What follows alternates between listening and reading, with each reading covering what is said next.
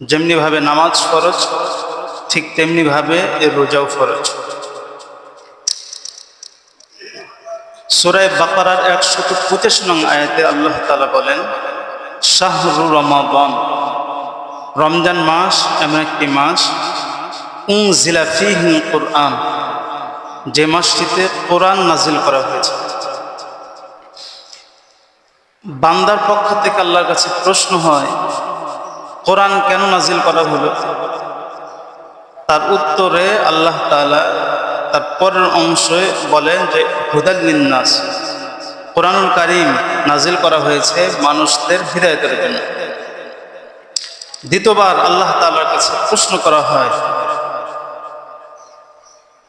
যে এই কোরআনুল কারীমের মধ্যে কি আছে? আল্লাহ তাআলা তার পরের অংশ বলেন যে ওবাইয়িনাতিম মিনাল হুদা ওয়াল ফুরকান, পবিত্র আল কোরআনুল কারীমের মধ্যে হেদায়েত এবং ফুরকান তথা হক বাতিলের মাঝে পার্থক্যকারী জিনিসের সুস্পষ্ট প্রমাণাদি আছে। আল্লাহ তাআলা রমজান মাসের গুণাগুণ বর্ণনা করার পরে বলতেছে যে ফামান শাহিদা মিনকুমুশ শাহরা ফালিয়াসুম, তোমাদের মধ্য থেকে যদি কোনো ব্যক্তি এই গুণগত মাস রমজান মাস পেয়ে যায়, তাহলে সে যেন রমজান মাসে রোজা রাখে। সে যদি সুস্থ থাকে এবং সফর অবস্থায় না থাকে।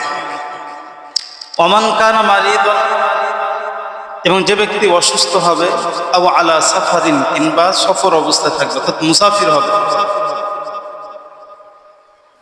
তাহলে তার রোজা না রাখার অপশন আছে, তবে পরবর্তীতে তাকে কাজা করতে হবে।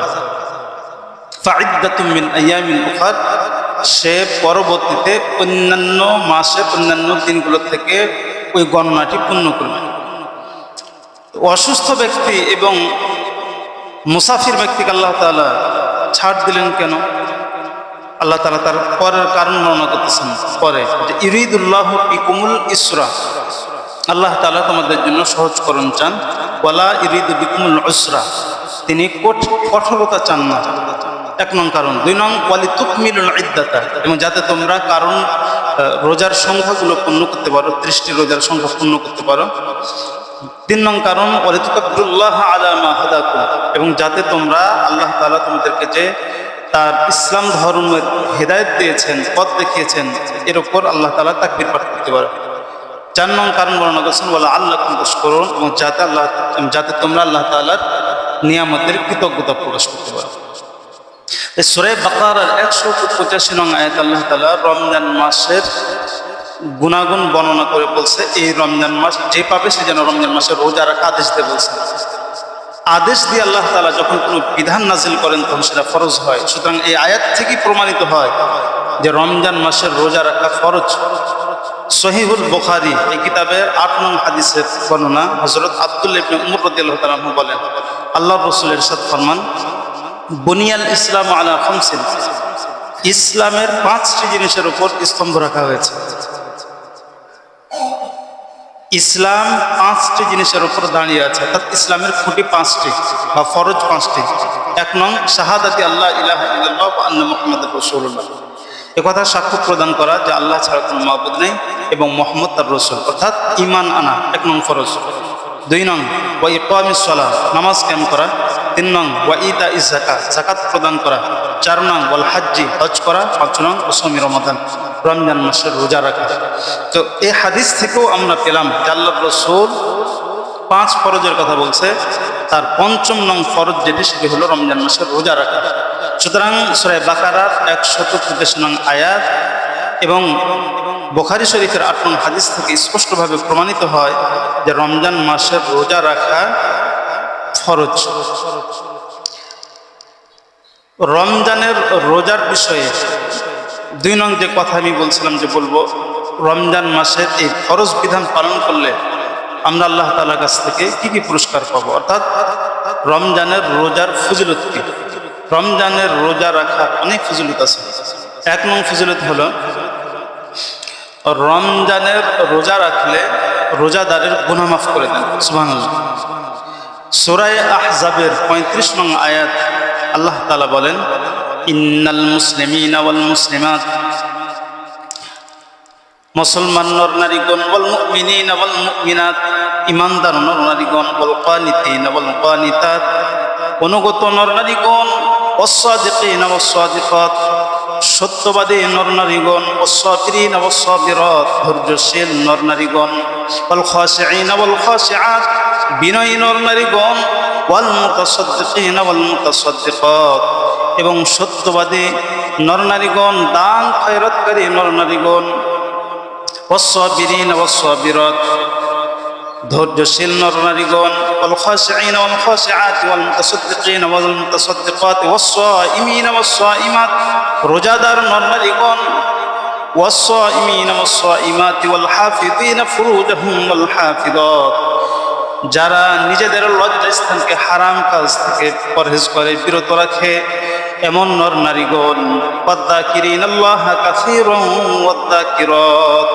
এবং যারা আল্লাহ তাআলার বেশি বেশি জিকির আজকার করে, এমন নর নারীগণ। আল্লাহ তাআলা এতটুকু অংশের মধ্যে 10 প্রকারের লোকের কথা উল্লেখ করছেন। তারপর আল্লাহ তাআলা বলেন, আ'আদাল্লাহু লাহুম মাগফিরাতান ওয়া আজরান আযীমা, মহান আল্লাহ তাআলা এই 10 প্রকারের লোকদের জন্য 2টি সুসংবাদ রেখেছেন। 1 নং হলো আল্লাহ তাআলা এদের জন্য ক্ষমা প্রস্তুত করে রেখেছেন। 2 নং হলো এদের জন্য বড় প্রতিদান তথা জান্নাত প্রস্তুত করে রেখেছেন। তো এই আয়াতের মধ্যে আল্লাহ তাআলা 10 প্রকারের লোকের কথা উল্লেখ করেছেন। 10 প্রকারের লোক উল্লেখ করার পর আল্লাহ বলতেছে যে এদের জন্য 2টি পুরস্কার, 1 হলো ক্ষমা, 2 হলো জান্নাত। এই 10 প্রকারের মানুষের মধ্যে রোজাদার নর নারী আছে। তার মানে এদের রোজাদারদের জন্য আল্লাহ তাআলা ক্ষমার ঘোষণা দিয়েছেন, এর থেকে পাওয়া গেল। তবে এখন প্রশ্ন হয় যে একজন রোজাদার ব্যক্তির রোজার কারণে যে গুনাহ মাফ হয়, পুরা জীবনের গুনাহ মাফ হয় নাকি নির্দিষ্ট সময়ের গুনাহ মাফ হয়? আবার দ্বিতীয় প্রশ্ন আছে যে গুনাহ যে মাফ হবে, গুনাহ তো 2 প্রকার, একটা হলো সগীরা, একটা হলো কবিরা। কোন গুনাহ মাফ হবে, সগীরা গুনাহ নাকি কবিরা গুনাহ? এই 2 প্রশ্নের উত্তর আয়াতের মধ্যে নেই। মুসলিম শরীফের 233 নং হাদিসের মধ্যে আল্লাহর রাসূল এই 2 প্রশ্নের উত্তর দিয়েছেন।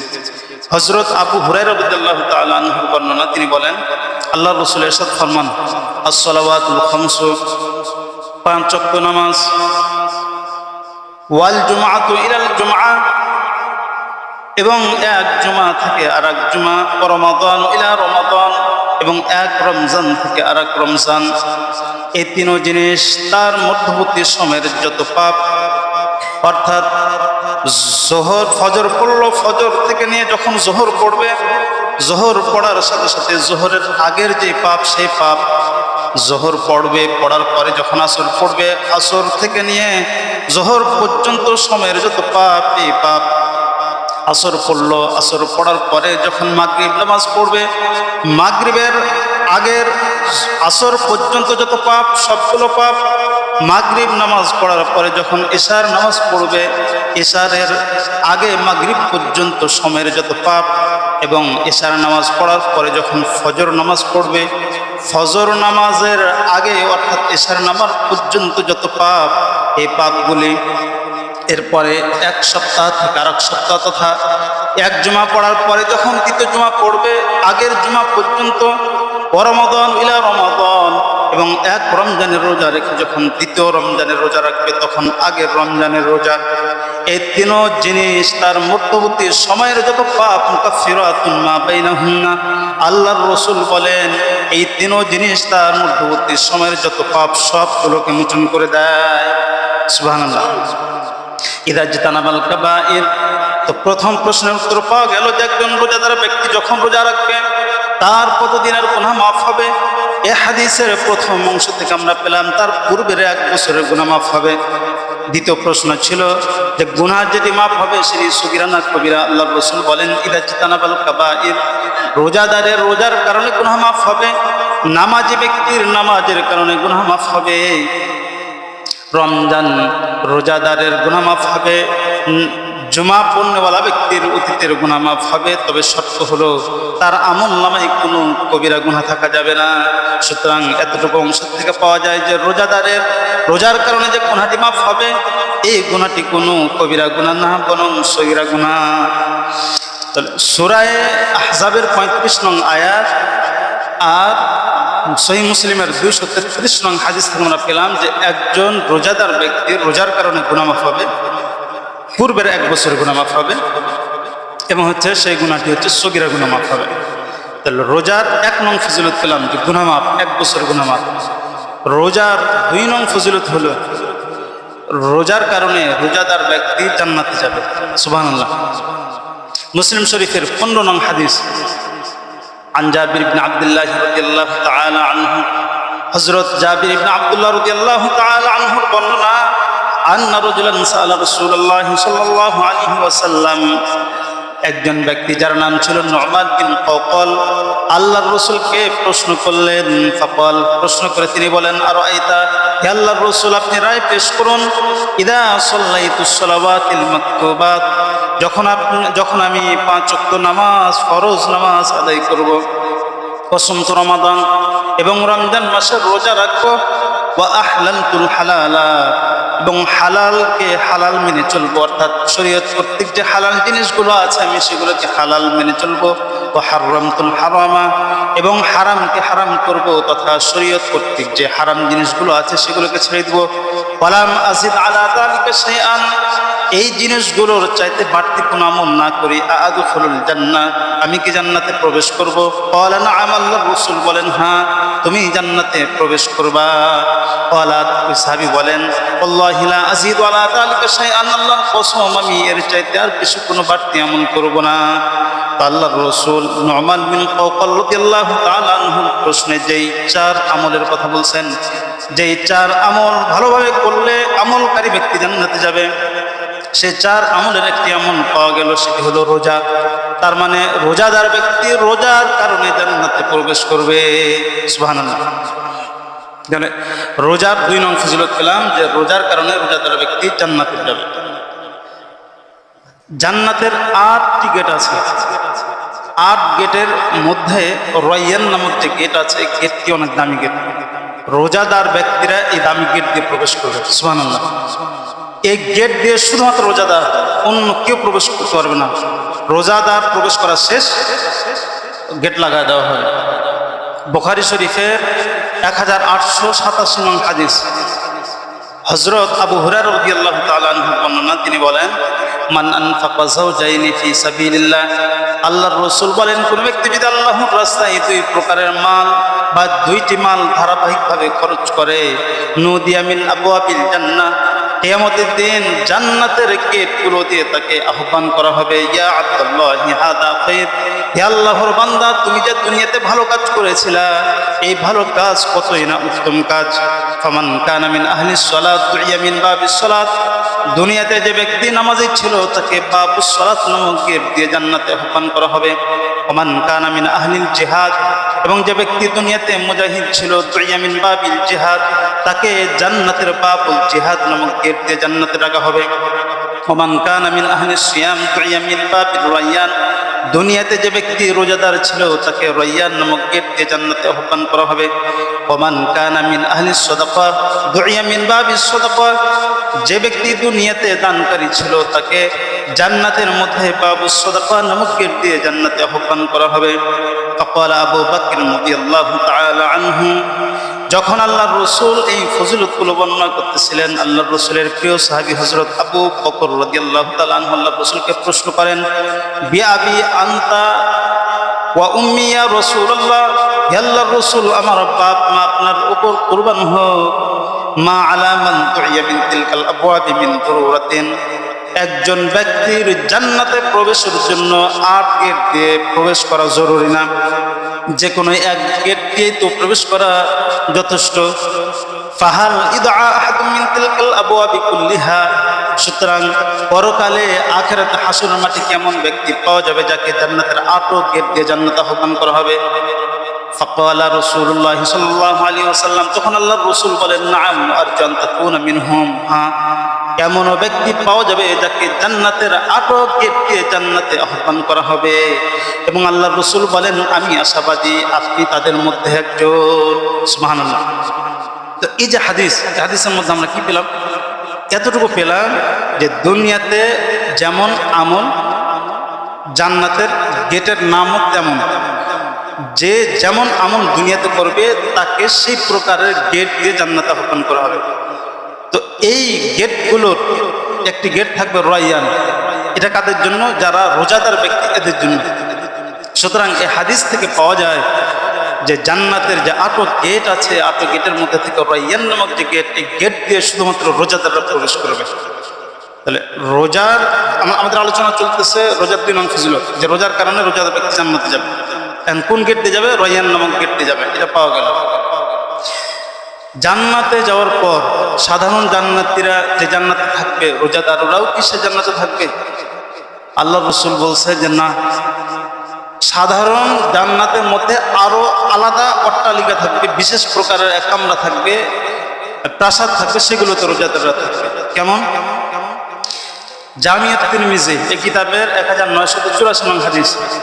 عن علي بن ابي طالب رضي الله تعالى عنه قال হযরত আলী ইবনে আবি তালিবের বর্ণনা قال তিনি বলেন قال رسول الله صلى الله عليه وسلم আল্লাহর রাসূল ইরশাদ ফরমান ইন্না ফিল জান্নাতি গুরাফা জান্নাতের মধ্যে অনেকগুলো কামরা রয়েছে তুরা যুহুরুহা মিন বুতুনিহা ওয়া বুতুনুহা মিন যুহুরিহা যে কামরাগুলোর বাহির থেকে ভেতর এবং ভেতর থেকে বাহিরের অংশ দেখা যাবে।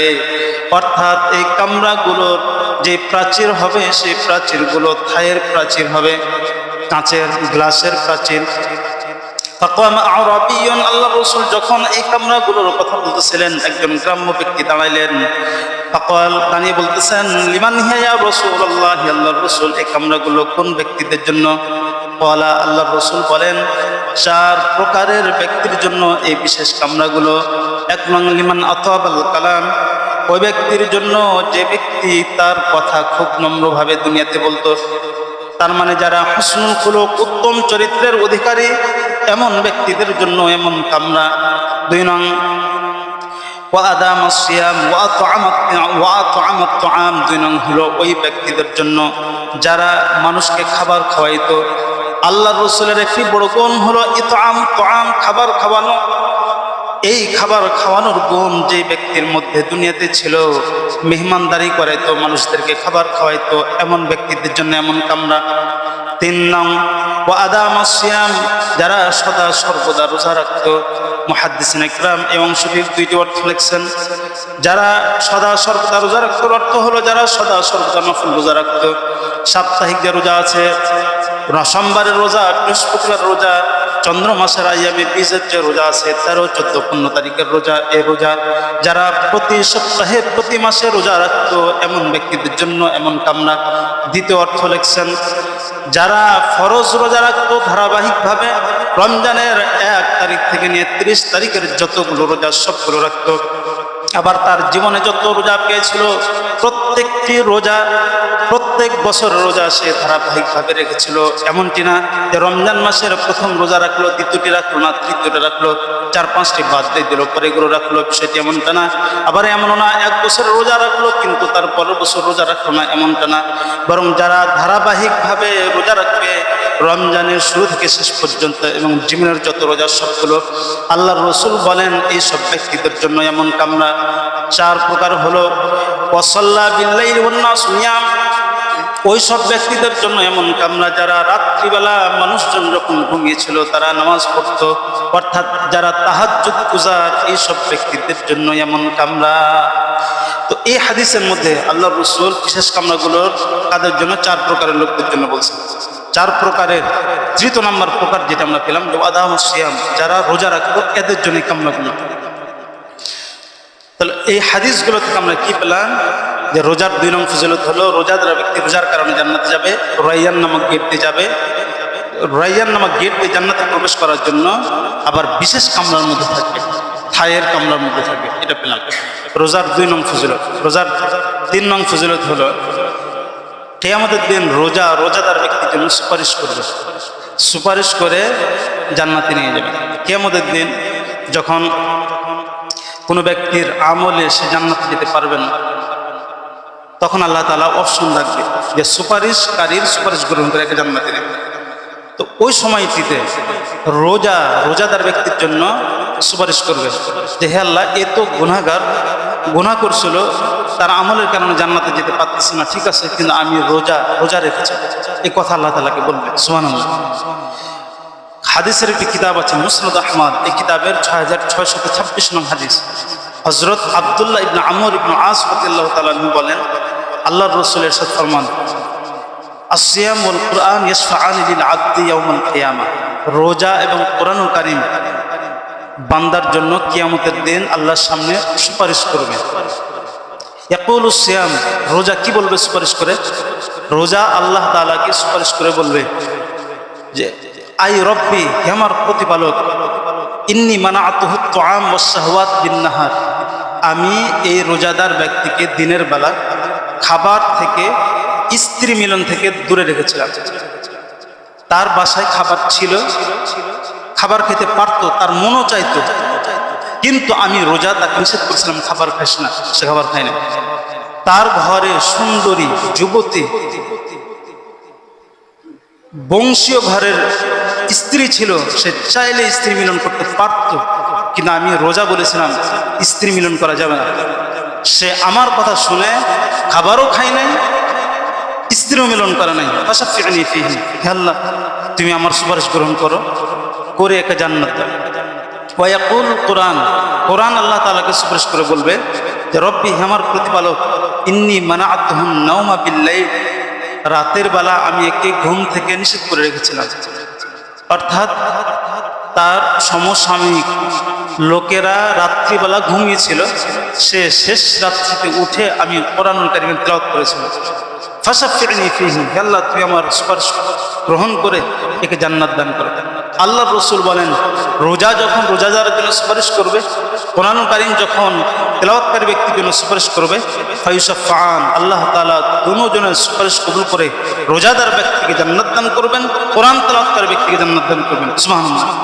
তাহলে এই হাদিস থেকে পেলাম যে রোজা কিয়ামতের দিন রোজাদার ব্যক্তির জন্য সুপারিশ করবে, যে সময় রোজাদার ব্যক্তি তার আমলের কারণে জান্নাতে যেতে পারবে না। রোজার 4 নং ফজিলত হলো রোজাদার ব্যক্তির জন্য ঢাল। যখন কোনো মুজাহিদ যুদ্ধকারী রণাঙ্গনে যুদ্ধের মাঠে যায়, শত্রুদের আক্রমণ থেকে বাঁচার জন্য ঢাল ব্যবহার করে। ওই ঢাল শত্রুদের আক্রমণ তার পর্যন্ত পৌঁছতে দেয় না।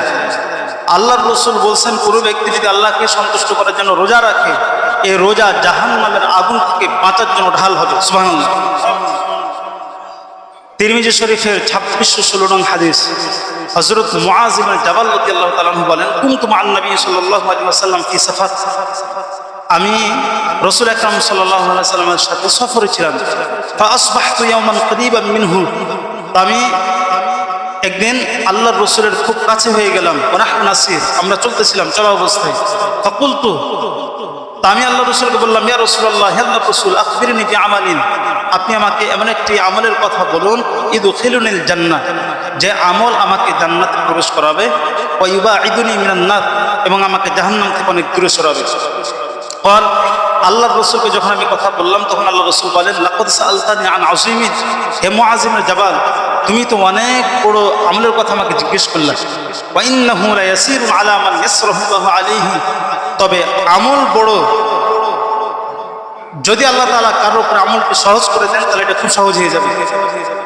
এবার আল্লাহ রাসূল বলা শুরু করছেন, আব্দুল্লাহ, তুমি আল্লাহর ইবাদত করো, ওয়ালা তুশরিকু বিহি শাইআ, আল্লাহর সাথে কারো শরীক করো না, ওয়া তুকিমুস সালাহ, নামাজ কায়েম করো, ওয়া তুতি যাকাত, যাকাত প্রদান করো, ওয়া তাসুমু রমাদান, রমজান মাসে রোজা রাখো, ওয়া তাহুজ্জুল বাইতা, এবং বাইতুল্লাহর জিয়ারত করো, তথা যদি হজ ফরজ হয় হজ করো।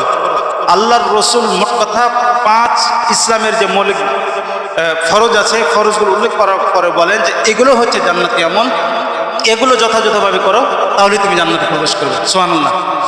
হযরত মুআয ইবনে জাবাল বলেন, আল্লাহর রাসূল শুধু এতটুকুতে ক্ষান্ত হইলেন না, সুম্মা ক্বাল, অতঃপর আল্লাহর রাসূল আমাকে বলে, আলা আদুল্লুকা আলা আবওয়াবিল খায়রি, হে মুআয ইবনে জাবাল, আমি কি তোমাকে যত কল্যাণ আছে কল্যাণের গেটগুলোর ব্যাপারে বলবো না? অর্থাৎ এই আমলগুলো তুমি যদি করো তাহলে তোমার যেন সোয়াবের গেট খুলে গেল। সুবহানাল্লাহ। তা আমি বললাম অবশ্যই, কি আমল সেগুলো বলুন।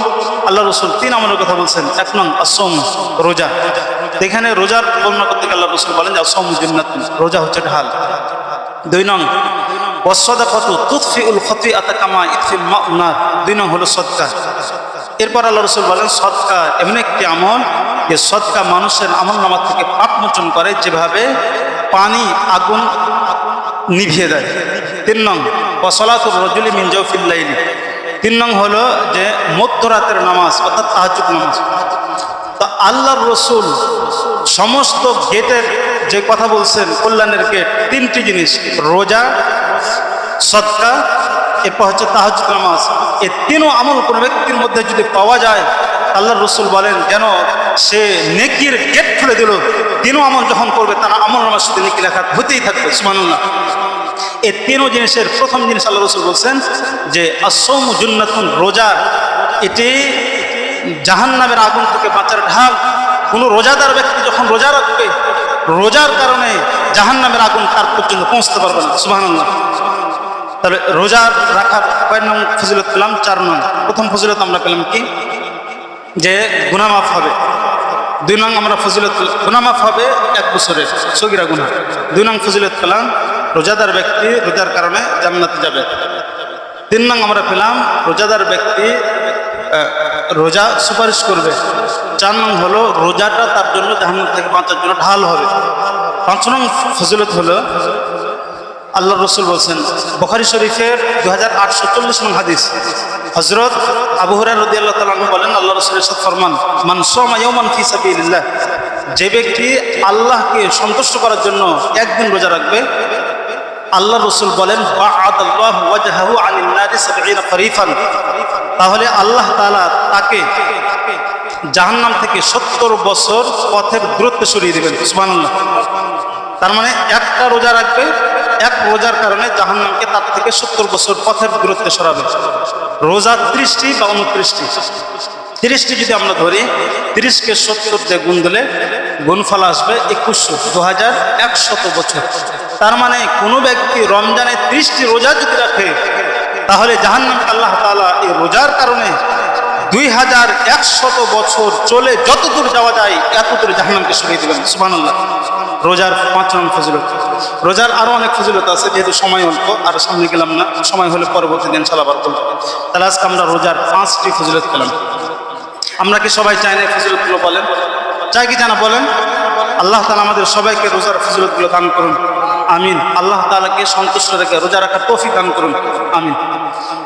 আমি শুরুতে বলেছিলাম যে 3 বিষয় আলোচনা করব। 1 হলো রোজার হুকুম কি, আলোচনা করেছি। 2 হলো রোজার ফজিলত কি, আলোচনা করলাম। 3 হলো মাসাইল সোম, রোজার কিছু জরুরি মাসলা মাসাইল।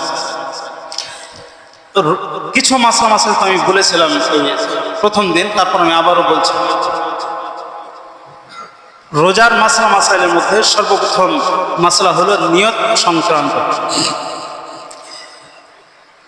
সমস্ত ফরজ বিধানের নিয়ত লাগে, যেহেতু রোজা ফরজ তাই রোজারও নিয়ত লাগে। প্রশ্ন, নিয়ত কাকে বলে? উত্তর, কোনো ব্যক্তির অন্তরে একথা বলা যে আমি আগামীকালকে আল্লাহ তাআলাকে সন্তুষ্টের জন্য রোজা রাখছি, এতটুকু বলা, এটাই নিয়ত। মুখ দিয়ে বলতে হবে এমন জরুরি কোনো বিষয় না নিয়তের অর্থ। প্রশ্ন, নিয়তের সময় শুরু হয় কখন থেকে এবং শেষ হয় কখন? উত্তর, যেই দিন রোজা রাখবে সেই দিনের আগের দিনের রাত যখন থেকে শুরু হবে তখন থেকে নিয়তের সময় শুরু, শেষ হয় যেই দিন রোজা রাখবে সেই দিন সূর্য ঢলা পর্যন্ত। তাহলে আজকে আমরা উদাহরণস্বরূপ রোজা রেখেছি, তাহলে আজকের রোজার নিয়তের সময় শুরু হয়েছে গতকালকে মাগরিবের সময় থেকে, আর এটা বহাল ছিল আজকে দুপুর 12টার আগ পর্যন্ত। এই সময়টুকুর মধ্যে নিয়ত করা যায়। প্রশ্ন, সময়টা দুটো, কিন্তু নিয়ত করা উত্তম কখন? তার উত্তর হলো সুবহে সাদিক, উদিত হওয়ার আগেই নিয়ত করা উত্তম। এতটুকু সময়ের মধ্যে নিয়ত করা যায়, তবে রাতে নিয়ত করা উত্তম। তাহলে নিয়ত সংক্রান্ত আলোচনা হলো মাসলা মাসাইল।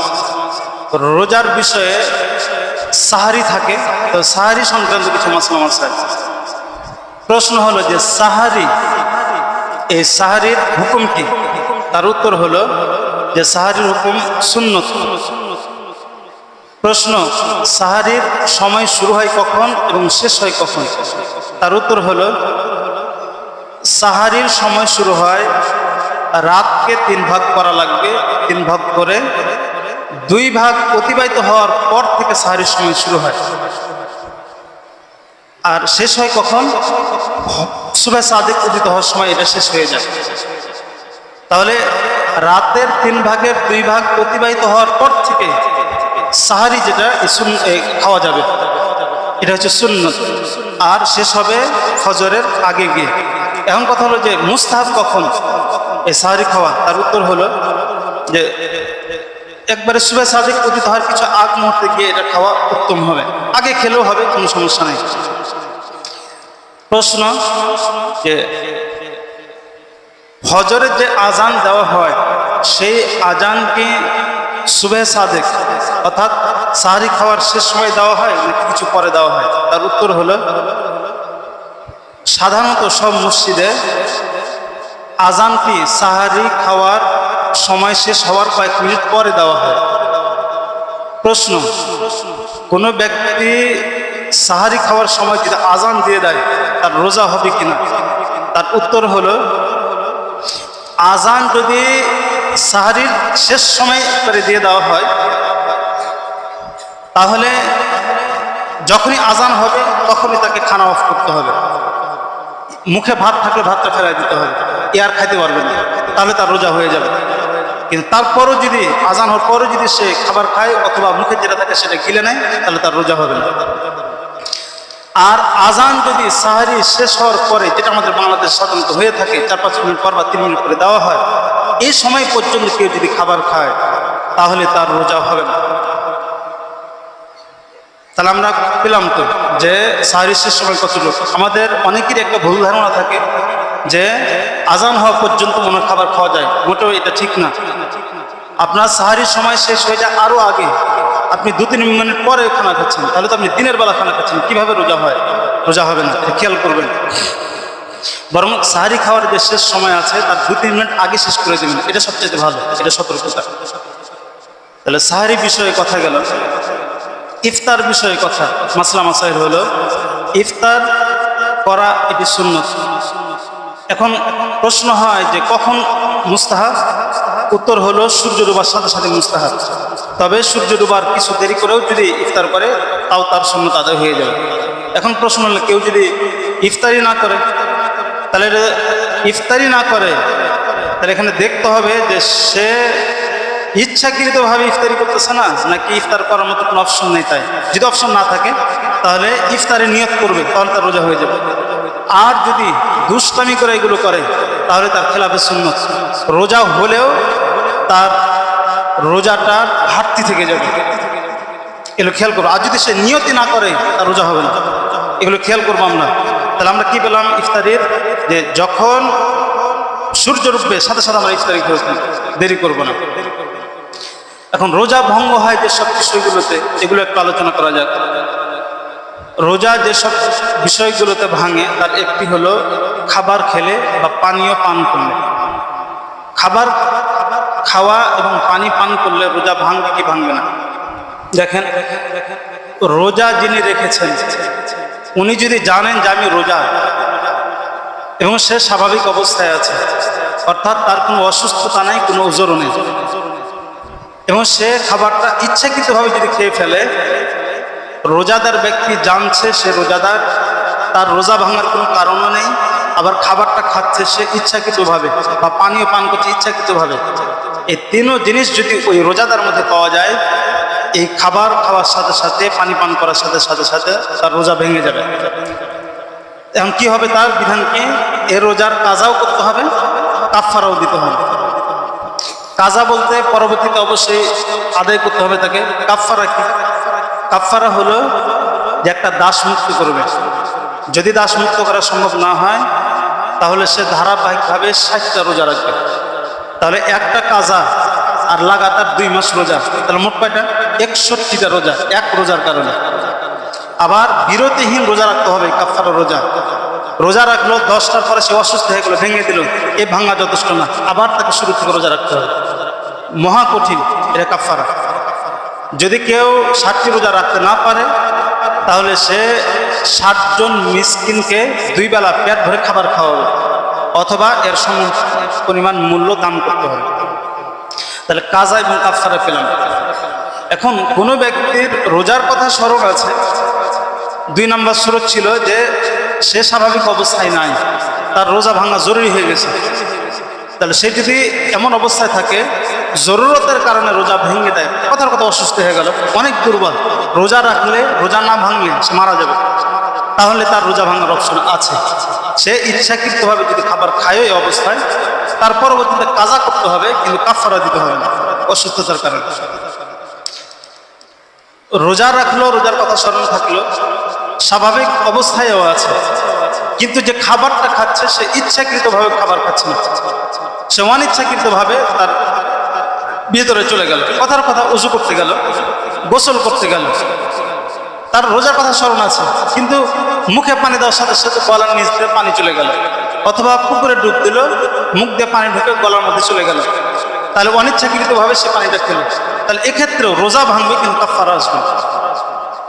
তাহলে রোজাদার ব্যক্তি কোনো কারণ ছাড়া রোজা ভাঙতে পারবে না, যদি ভাঙে তাহলে তার কাজা কাফারা উভয়টি আসবে। যদি অসুস্থ হয় রোজা ভাঙতে পারবে, পরবর্তীতে কাজা করতে পারবে। ইচ্ছাকৃতভাবে খাবার খেলো না, রোজার কথা স্মরণ থাকার পরেও তার গলা দিয়ে কিছু চলে গেল পানি টানি, তাহলে কাজা করতে হবে, কিন্তু কাফারা দিতে হবে না। আমরা এগুলো খেয়াল করব। আচ্ছা, এটা রোজা ভঙ্গের যে মৌলিক কারণ সেটা বললাম। আরেকটি হলো যে অনেকের প্রশ্ন হয় যে বমি হলে রোজা ভাঙে কিনা। দেখুন, বমি হলে রোজা ভাঙবে না, আমাকে দেখতে হবে যে বমিটি ইচ্ছাকৃতভাবে নাকি একাকি বমি আসছে, মাথা ঘুরাইতেছে, ভিতর কেমন লাগে, বমি আসে। এই বমি যদি আসে, চাই সেটা অল্প হোক, চাই সেটা মুখ ভরে বমি হোক, এই বমির কারণে তখন রোজা ভাঙে না। তবে হ্যাঁ, মুখে বমি আসার পরে যদি বমিটা সে গিলে ফেলে তাহলে আবার রোজা ভেঙে যাবে। তাহলে অনিচ্ছাকৃতভাবে যদি বমি আসে, চাই সেটা যতটুকু হোক, কখনো রোজা ভাঙে না। কিন্তু কেউ যদি ইচ্ছাকৃতভাবে মুখ ভরে বমি করে তাহলে তার রোজা ভেঙে যাবে। ইচ্ছাকৃত অল্প বমি না, যদি মুখ ভরে বমি হয় তাহলে তার রোজা ভেঙে যাবে। মা বোনদের ক্ষেত্রে কী কী কারণে রোজা ভাঙে একটু বলি। মা বোনদের যদি ঋতুস্রাব হয়, আয়েজ আসে, মাসিক আসে, যেটা এই কারণে রোজা ভেঙে যায়, তবে পরবর্তীতে কাজা করতে হয়। নেফাস যদি আসে, বাচ্চা ভূমিষ্ঠ হওয়ার পরে মা বোনদের একটা রক্ত আসে, যেটার সময়সীমা হলো সর্বোচ্চ 40 দিন টাইম, এই রক্ত যদি আসে তাও রোজা ভেঙে যাবে, তবে পরবর্তীতে কাজা করতে হবে।